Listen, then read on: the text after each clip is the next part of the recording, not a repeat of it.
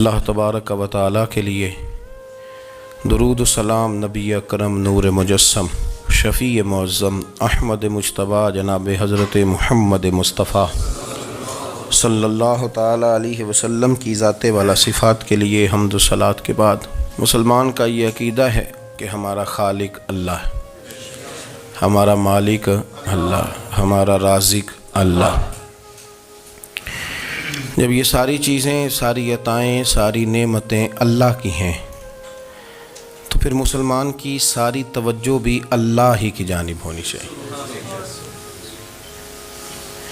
اسے کوشش کرنی چاہیے کہ وہ ہر معاملے میں،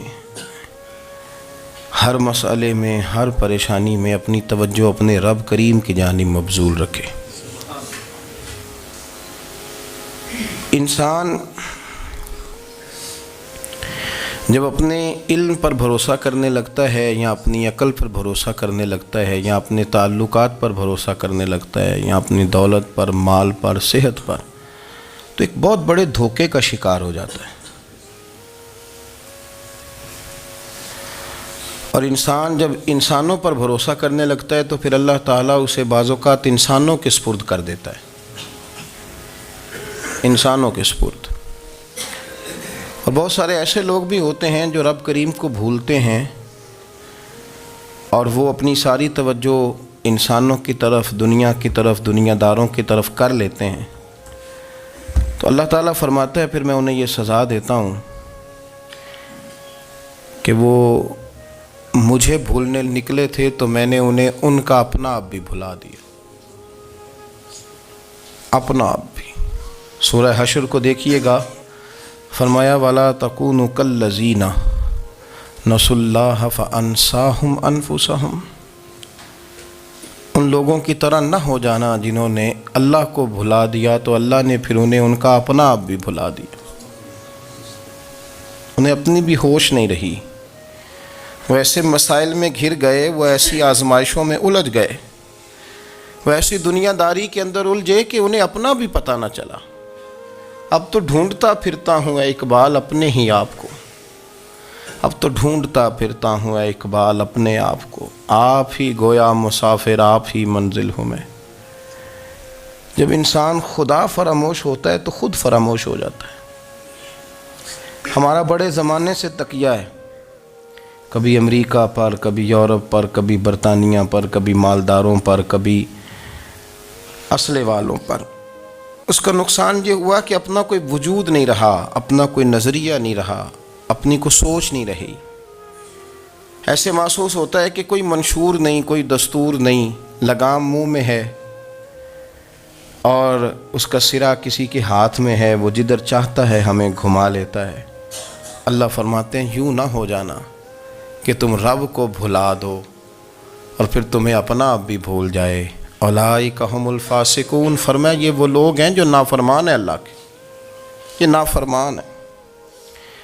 جب یہ نظریہ بن گیا، جب یہ ذہن بن گیا کہ پیدا اللہ نے کیا ہے، دینا اللہ نے ہے، عطا کرنے والا اللہ ہے، نوازنے والا اللہ ہے، تو پھر ساری توجہ دنیا داروں کی طرف رکھنا، میں اللہ والوں کی طرف توجہ رکھنے کا قائل ہوں، میں وہ سمجھتا ہوں، ہم اس چیز کے قائل ہیں، لیکن وہ بھی کوئی آستانہ ہے کہ جہاں حق مرشد کا نعرہ تو بڑا لگے پر رب کا نام ہی نہ سننے کو ملے۔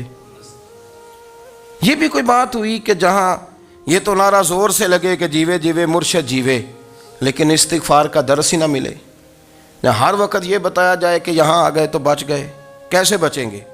میرے رسول پاک علیہ السلام کا دروازہ سب سے بڑا دروازہ ہے، حضور کا دروازہ سب سے بڑا دروازہ ہے، لیکن میرے دوستو یاد رکھنا، نبی پاک علیہ السلام نے بھی لوگوں کو جب رستہ دکھایا ہے تو رب کریم کا رستہ دکھایا ہے، اللہ کا رستہ دکھایا، اللہ کریم کا رستہ دکھایا، لوگوں کو رب کی طرف توجہ کرائی۔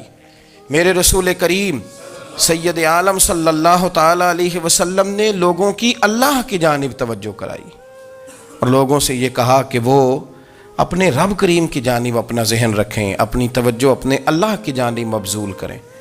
میری بات کو اچھے طریقے سے سمجھیے گا، علم اللہ تبارک و تعالیٰ عطا کرتا ہے تو اسے اللہ کی عطا ہی سمجھنا چاہیے۔ کچھ لوگوں کے پاس علم ہوتا ہے پر علم نافع نہیں ہوتا، وہ ٹامک ٹونجا مارتے رہتے ہیں ساری زندگی۔ علم کو اللہ کی عطا سمجھیں، اپنی عقل پر اپنے شعور پر زیادہ بھروسہ نہ سمجھیں، نظر اللہ پہ رکھیں۔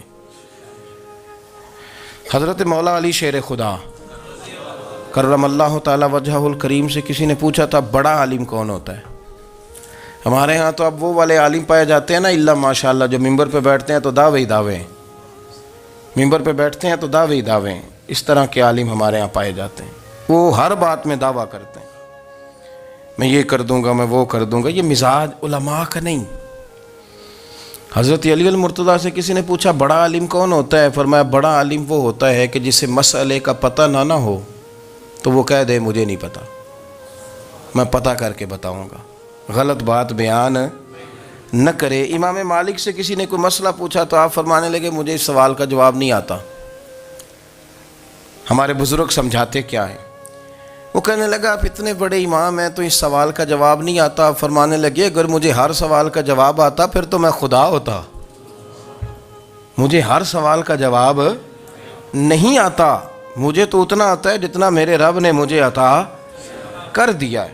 اپنی نظر اللہ پہ رکھیں، نکل آئیں اس معمے سے باہر کہ میں کوئی بلا ہوں، مجھے بڑا پتہ ہے، میرے پاس 6 ڈگریاں ہیں، مجھے 10 جگہ پہ تدریس کا شغف حاصل ہے، اس سے نکلیں باہر۔ قرآن مجید دیکھیے گا، اللہ تعالیٰ نے ارادہ قدرت فرمایا کہ میں حضرت آدم کو بناؤں گا، پھر بنانے کے بعد فرمایا فرشتوں سجدہ کرو آدم کو، سب نے سجدہ کیا الا ابلیس ابا واستکبر وکان من الکافرین، سب نے سجدہ کیا سوائے ابلیس کے، اس نے انکار بھی کیا، تکبر بھی کیا اور کافروں میں سے ہو گیا۔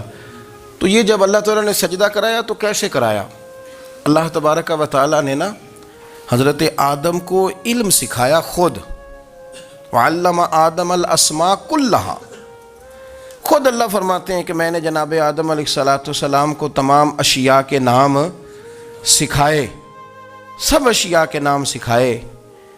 تو وہ چیزیں پھر میں نے نا، اللہ فرماتے ہیں میں نے فرشتوں پہ پیش کی، میں نے کہا کہ بتاؤ ان کے نام کیا ہے، تو فرشتوں نے جو جواب دیا ہے وہ سمجھنے والا ہے۔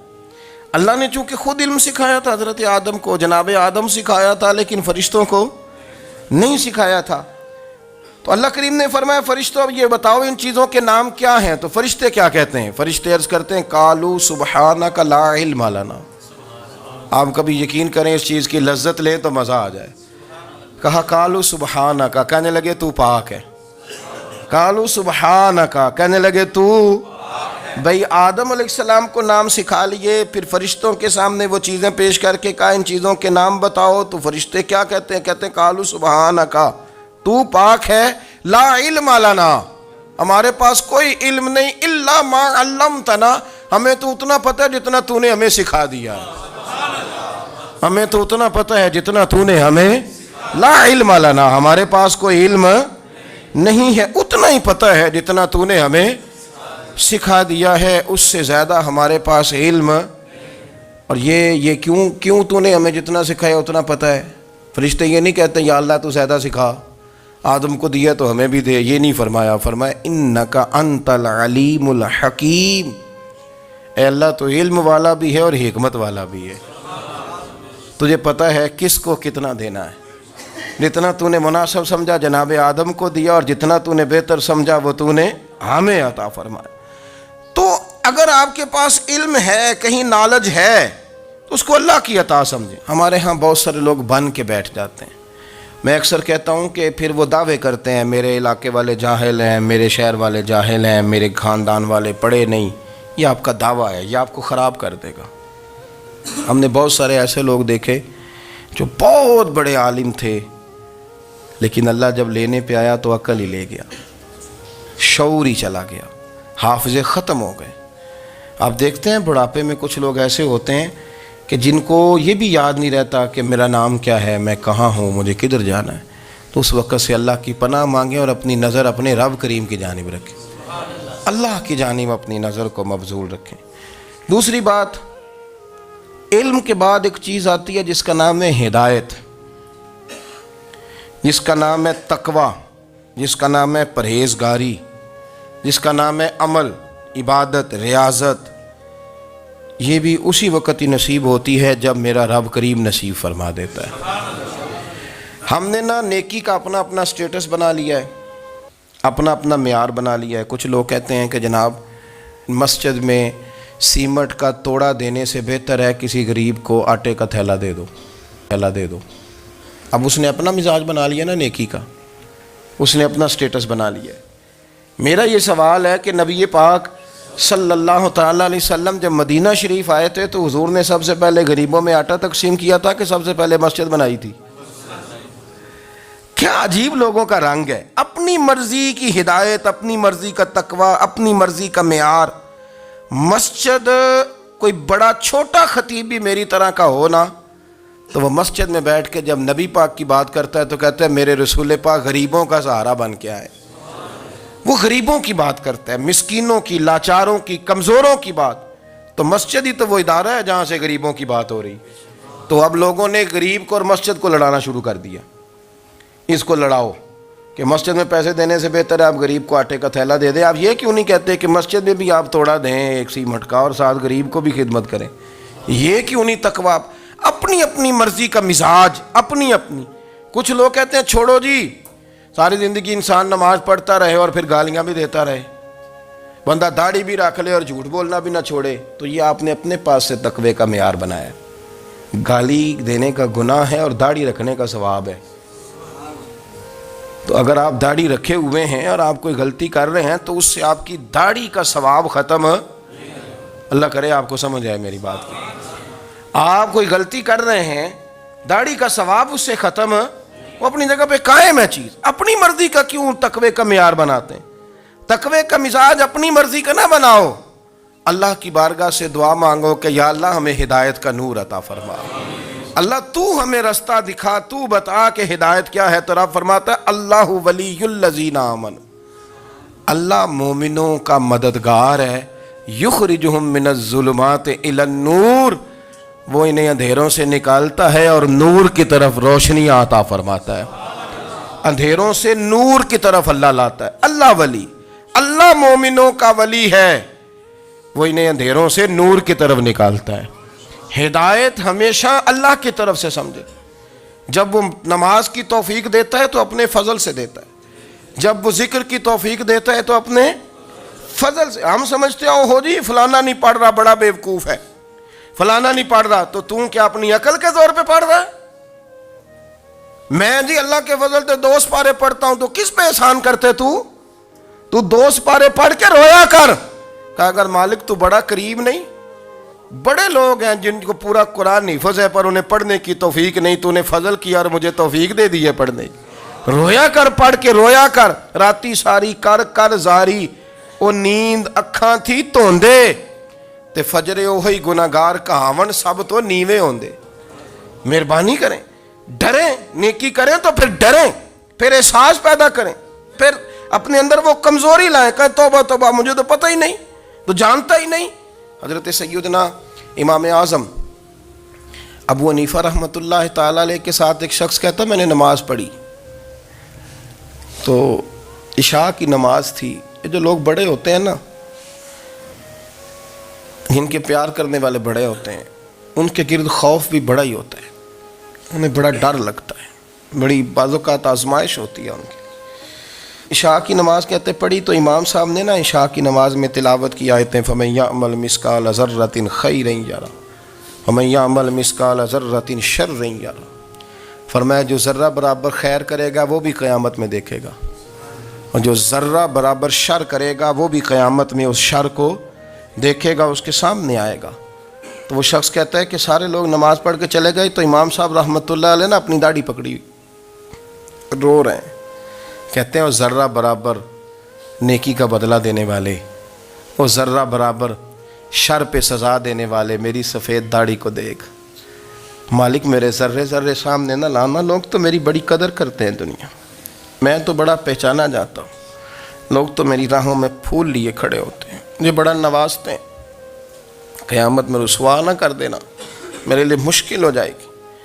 وہ کہتے ہیں میں نے امام صاحب کا درد دیکھا، مجھے کوئی کام تھا تو میں چلا گیا، میں نے کہا کہ وہ اس وقت اللہ کے حضور حاضر ہیں تو میں دوبارہ آؤں گا، کہتے میں تہجد کا وقت آیا تو امام صاحب وہیں بیٹھے تھے اور ان کی داڑھی آنسوؤں سے بھری ہوئی تھی اور زور سے داڑھی پکڑی ہوئی، کہنے لگے مالک رسوا نہ کر دینا، قیامت میں رسوا نہ کر دینا۔ یار جو ہدایت یافتہ لوگ تھے وہ تو ڈرے ہوئے تھے، وہ تو سہمے ہوئے تھے، وہ تو کہتے تھے یہ اس کا فضل نہیں، اس نے بلا لیا، یہ اس کا کرم نہیں۔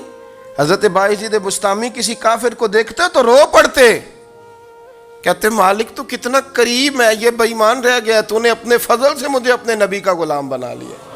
وہ رو پڑتے۔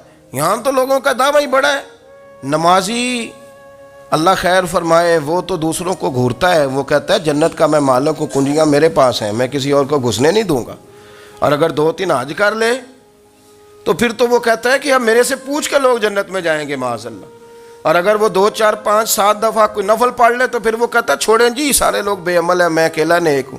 نہ ایسا کریں، اپنی توجہ اپنے رب پہ رکھیں، اپنی توجہ اپنے معین الملت والدین، عطا رسول، ہند الولی، غریب نواز، خواجہ معین الدین چشتی، حضرت خواجہ اجمیر، شاہ اجمیر، والی ہندوستان۔ آخری عمر میں نا سارا دن روتے گزر جاتا، ساری رات روتے گزر جاتے، ذرا سی کوئی بات کرتا تو رو پڑتے، آنکھیں آنسوؤں سے بھری رہتی۔ اور کئی دفعہ اپنے بھی پریشان ہو جاتے ہیں نا کہ یار تو ایک بات کی جان ہی نہیں چھوڑ رہا۔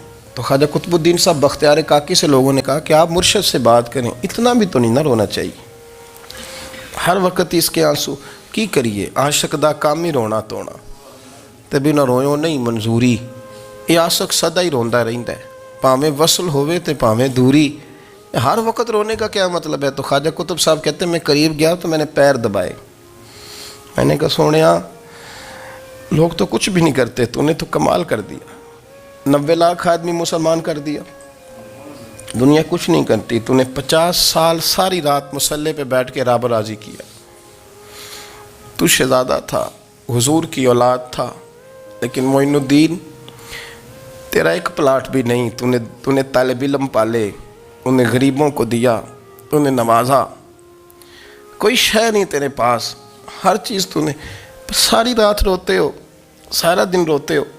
تو خواجہ قطب الدین صاحب کہتے ہیں میں نے جب عرض کیا تو خواجہ صاحب مجھے گلے لگا لیا، چیخ مار کے روئے، کہنے لگے قطب الدین پتر داڑھی سفید ہو گئی، جانے کا وقت آ گیا، جو تو نے نیکیاں گنوائی ہیں وہ ہیں صحیح میرے پاس، پر یار کی بارگاہ میں پیش کرنے کے قابل ایک بھی نہیں، تو بارگاہ تو دیکھ کتنی بڑی ہے، رسول کریم کی بارگاہ میں پیش کرنے کے قابل ان میں سے ایک بھی نہیں، تو آستانہ دیکھ کتنا بڑا ہے، کیا پیش کروں گا، کیا عرض کروں گا حضور کی بارگاہ میں، کس طرح؟ وہ یار جو بڑے تھے وہ تو ڈرے ہوئے تھے، سہمے ہوئے تھے، وہ تو بڑی آزمائش میں تھے، لیکن میرا اور آپ کا رٹا 2 نمازیں پڑھ کے 6 نمازوں کا دعویٰ کرنا اور لمبی چوڑی کہانیاں بنانا اور اپنے منہ سے اپنی تعریفیں کرنا، اس سے تھوڑا باہر آئیں۔ رزق بھی میرا اللہ ہی دیتا ہے، علم بھی اللہ دیتا ہے، رزق بھی۔ بڑے بڑے فقیروں کو مالدار ہوتے دیکھا، بڑے بڑے مالداروں کو فقیر ہوتے دیکھا، بڑے بڑے، میرے ایک بڑا سخی قسم کا سجن ہے، بڑا پیارا ہے، میں اسے سخی مانتا ہوں، میں نے اپنی پریشانیوں کے دنوں میں بھی اس شخص کو سخی دیکھا۔ ایک دن رات کو مجھے ٹیلی فون کر کے کہنے لگا کدھر ہو؟ میں نے کہا میں گھر ہوں، نہیں اکثر سفر میں ہوتے ہو نا؟ اور میں نے کہا طبیعت کیسی ہے؟ ٹھیک ہے، بس حال چال پوچھنا تھا۔ میں نے سمجھائی، میں نے کہا یار یہ کوئی مسئلہ ہے، ورنہ رات کے 2 بجے کوئی حال پوچھنے کو فون تو نہیں نہ کرتا، کوئی مطلب ایسا تو مسئلہ نہیں نا؟ تو میں نے بیک کال کی، میں نے کہا یار میری بات سن، مسئلہ کیا؟ کہ نہیں کچھ نہیں دل کر رہا تھا۔ میں نے کہا میری گل سن، رہے ہیں اسی 4-5 سال کٹھے، میں تین جاننا، اصل بات کر۔ کہنے لگا مکان بھی بڑا ہے، سارا کچھ ٹھیک ہے، پر وہ بڑا ہی بے نیاز ہے، کچھ حالات اس قسم کے آ گئے ہیں کہ لوگوں کو بتاؤں بھی تو لوگ ماننے کو تیار نہیں، زیادہ نہیں، مجھے نا تھوڑے سے پیسوں کی ضرورت ہے، کوئی 15-20 ہزار اگر مل جائیں، میری ضرورت۔ آپ یقین کریں میں روتا رہا ساری رات۔ میں نے کہا مہربانہ تیرا کس طرح کریں گے، اس سے لے کے زمانہ استعمال کرتا تھا، پر بے پرواہی ویخ نہ سجڑ دی، جتھے کسے دی پیش نہ جاوے، انہیں تاجاں والے در در رولے تے منگتے ہیں तख्त बिठावे।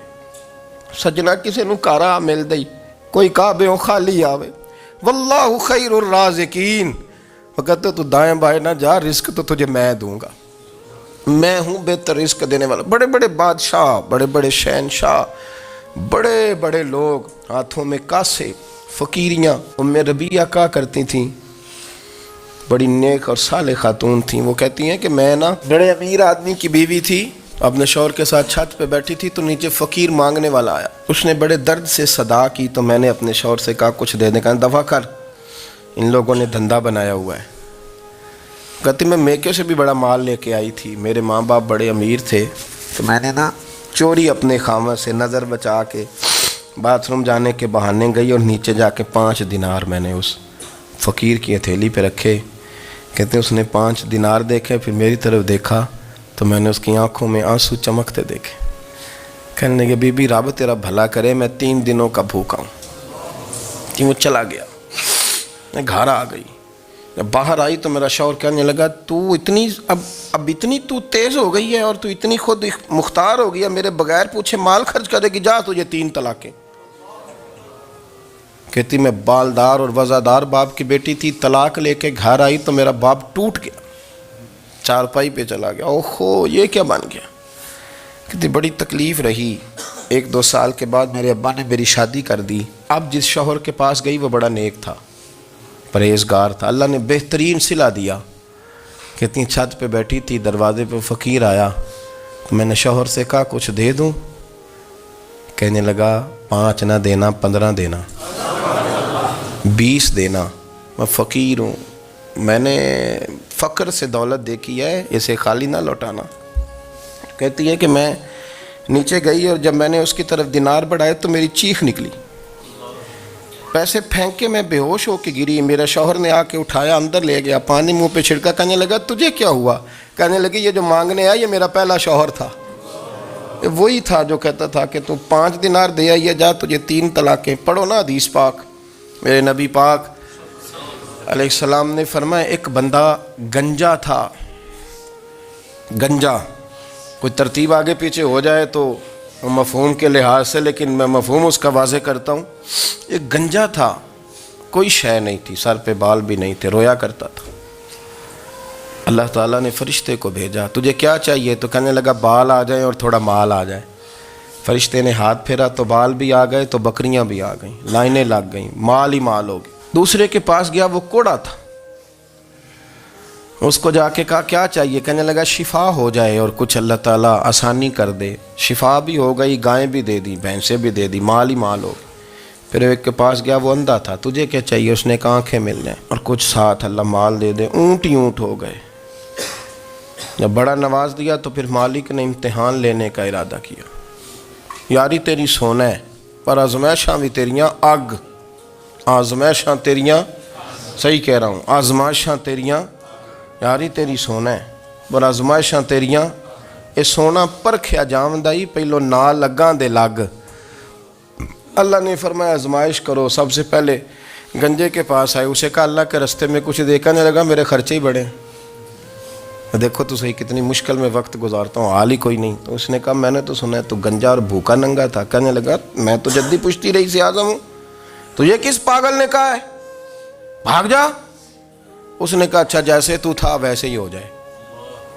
खेत खलियान उजड़ गए, फिर से गंजा हो गया। हुजूर अलैहिस्सलाम फरमाने लगे, फिर वो उसके पास गया जो कोड़ा था, उसे कहा कुछ दे। कहने लगा खर्चे ही बड़े, अब पूछ लें किसी अमीर आदमी से, कहेगा चक्की के नीचे हाथ है मेरा, मेरे से ज़्यादा तो अब परेशान बंदा ही कोई नहीं। क्या बताऊँ आपको, इतना टैक्स है, इतना जुर्माना है, फलानी शय, बड़ा कुछ गिनवाते हैं लोग। उसने कहा मैंने तो सुना तो पहले कोड़ा था। उसने कहा जा दौड़ जा, मैं तो रईस आज़म हूँ, दादा भी परदादा भी और सारी नस्ल ही। उसने कहा अच्छा जैसे तू था वैसे ही हो जाए। फिर वो गया अंधे के पास और जाके कहा अल्लाह के नाम पे कुछ दे। तो वो कहने लगा रब के नाम पे, ये खड़े हैं ऊँट, जितने तेरे दिल करे ले जा। उसने कहा क्या माना इस बात का। कहने लगा यार तुझे क्या बताऊं, मैं तो अंधा था, मैंने तो कभी दुनिया देखी नहीं थी। फिर उस करीम ने फजल किया तो मुझे बड़ा कुछ दिखाया। میں کیا بتاؤں، میرا دل کر رہا ہے کہہ دوں کہ پھر اس نے کعبہ دکھایا، پھر اس نے روضہ رسول دکھایا، پھر اس نے ریاض الجنہ کے سجدے دکھائے، پھر اس نے اپنے محبوب کے دروازے کی رونقیں دکھائیں۔ اس نے بڑا کچھ دیا، اس نے بڑا نوازا۔ میرے پاس تو شاید میں بدکار پرانا خادم، کسے در ملی نہ ٹوئی، اے واصف یار نے نظر جو کی تھی، پھر واصف ہی ہوئی۔ یہ تو اس کا کرم ہوا۔ تو یہ وہ کہنے لگا تو اللہ کے نام پہ جان مانگ، میں وہ بھی دینے کو تیار۔ میرے پاس تو شے ہی کوئی نہیں تھی، مجھے تو اپنا پتہ ہے، میں تو کوئی شے نہیں تھا، کچھ نہیں تھا میرے پاس۔ یہ تو ان کا کرم ہے کہ رخ ان کا ادھر ہے، اور مختصر سی میری کہانی ہے، یہ جو بھی ہے ان کی مہربانی ہے۔ تو وہ کہنے لگا میں بھی کچھ لینے نہیں آیا تھا، تیری آزمائش ہی کرنے آیا تھا، تیری عزتیں بھی سلامت رہیں گی، تیرا مال بھی سلامت رہے گا، تیری شفا بھی۔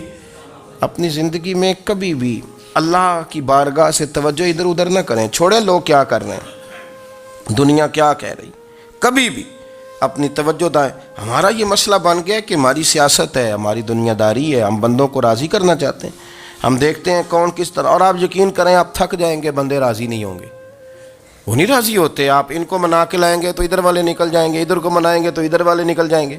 اس چکر سے باہر آئیں، اس رب کو راضی کریں جو فرماتا ہے ان الذین آمنوا وعملوا الصالحات سیجعل لهم الرحمن ودا۔ فرمایا تو ایمان لانے کے بعد نیک عمل کر، میں لوگوں کے دلوں میں تیری محبت پیدا کر دوں۔ رحمان لوگوں کے دلوں میں محبت ڈال دے گا، اللہ لوگوں کے دلوں میں۔ اپنی نظر ہمیشہ اپنے رب پہ رکھیں، اتنی لمبی چوڑی دنیا داروں سے امیدیں نہ وابستہ کریں۔ میں نے دیکھا ہے لوگ کاسا لیسی کرتے ہیں، کبھی اس کے دروازے پہ کبھی اس کے دروازے پہ۔ ان چکروں سے باہر آئیں اور اپنے رب کی بارگاہ کی طرف توجہ کریں، استغفار شوق سے پڑھا کریں، اور اکیلے میں نا، اکیلے میں۔ حضرت رئیس المتکلمین مولانا نقی علی خان صاحب رحمۃ اللہ نے لکھا ہے کہ فرعون 500 سال حکومت کر گیا، یہاں تو 5 سال کی حکومت کی پیر لڑکھڑاتے ہیں، 500 سال۔ فرماتے اصل وجہ یہ تھی کہ دنیا جب سو جاتی تھی نا تو اوپر چادر لے کے تو مصلے پہ بیٹھ جاتا تھا، اور ہاتھ باندھ کے کہتا تھا رب تو ہی ہے، میرا پردہ نہ کھولنا، مالک تو ہی ہے، کرم نوازی کرنا، میری پکڑ نہ کرنا۔ وہ بے ایمان ہو کے اگر 500 سال ہاتھ باندھے تو گزارا کر لیتا ہے، تو ایماندار ہے۔ پر مسئلہ یہ ہے کہ تو رات کو بکل مار کے ہاتھ نہیں نہ باندھتا، تو منت نہیں کرتا، تو استغفار نہیں کرتا، توبہ کریں تو بچے رہیں۔ وہ اتنی لمبی حکومت کر گیا چونکہ رات کو کہتا تھا مالک رب تو ہی ہے، لیکن مہربانی فرما، میری پکڑ نہ فرمایا، تو اللہ نے تو اس کو مہلت